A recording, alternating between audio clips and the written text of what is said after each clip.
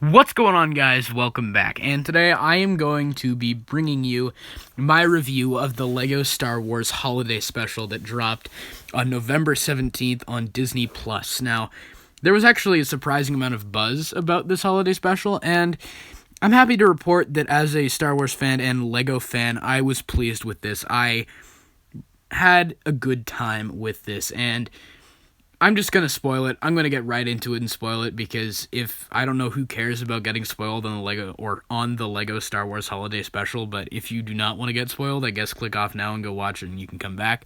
But I'll just say before I get into spoilers that I did enjoy it and I would recommend it to any LEGO fan or Star Wars fan or both because, it's a pretty good time. So we'll get into it now. So, the LEGO Star Wars Holiday Special. It was weird. It was a weird little thing that they decided to make. I think in some ways trying to get you ready for the LEGO Star Wars Skywalker Saga game that will be, or Skywalker Saga game that will be coming out next year, because apparently the animation used in this is very similar to the animation used in that game. And if so, that game's going to look incredible because the animation in this was stellar. It looks so cool. Like, there is so much detail on all of the minifigure designs. It just looked awesome. Like, the detail, the animation just looked stellar. And the voice work was really good. The voice acting was actually quite good, although the voice actor for Rey, or voice actress for Rey, no offense to her, I'm sure she's a great person, but that voice really distracted me because I could tell it wasn't Daisy Ridley, and it just sounded a little bit weird, and I could never quite get over how weird that voice sounded. I don't know why, just something about it was just weird.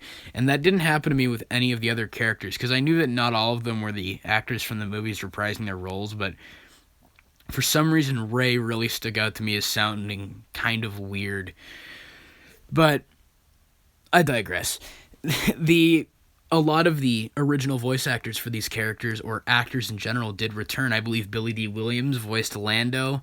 I believe that the guy who plays C-3PO is back. I'm sorry, I forget his name. I feel really bad, but he's a great guy, and he's voiced C-3PO in every form of Star Wars media since 1977, I believe.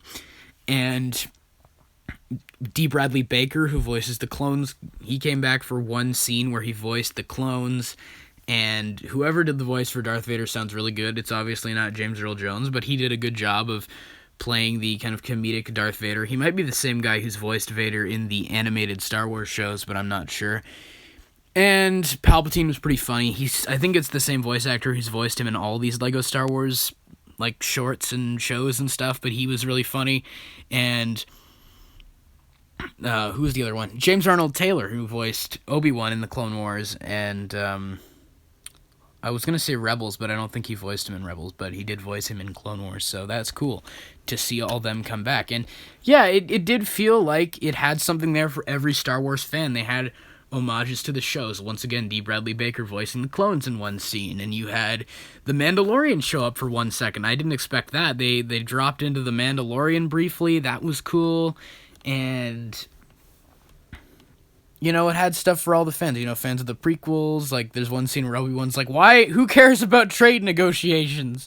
That was pretty funny. Although I don't appreciate people knocking against Phantom Menace because I like Phantom Menace. But anyway, it had everything for all the fans, and it was cool to see these iconic scenes recreated in this really beautiful animation style. And, it was just a fun time. There was some surprisingly funny jokes, like when Yoda shows up at the very end and he looks like Burl Ives from the Rudolph the Red-Nosed Reindeer stop-motion movie. That killed me. That was so funny. And then when Yoda's training Luke, and Luke is like, "Yoda, the blood is starting to drain to the top of my head." That was really funny too, because I always thought that, and Luke spoke my mind. And when Kylo Ren was talking to Palpatine, and he's like, "Nobody can come back from getting thrown down an elevator shaft or a reactor shaft," and God, do I wish he was right. But it was just, there was some surprisingly funny jokes, although some were ruined in some of the clips and stuff that I saw, like some of the trailer bits that I saw. Although I did not see The Mandalorian, so that was surprising. That was cool to see The Mandalorian show up. I didn't see that in any of the trailers, but yeah, that was cool. Just a lot of cool stuff, and it felt nice for Star Wars fans. It was a nice love letter to Star Wars fans and for Star Wars fans. And it was a nice love letter to, of course, people who like Lego and animation. Like me, I like to make stop motions, and I'm really interested in Lego animation, just to see the Star Wars galaxy and all these scenes recreated in this really beautiful art style. Lego art style, that is, was just really cool. And, the weakest part, I guess, is that, if you've ever seen a holiday special of any type, of course, there's the message about the main character doesn't fully understand Christmas, or in this case, Life Day, and how Rey is alienating Finn and is alienating her friends, and she has to discover the true meaning of Christmas or Life Day.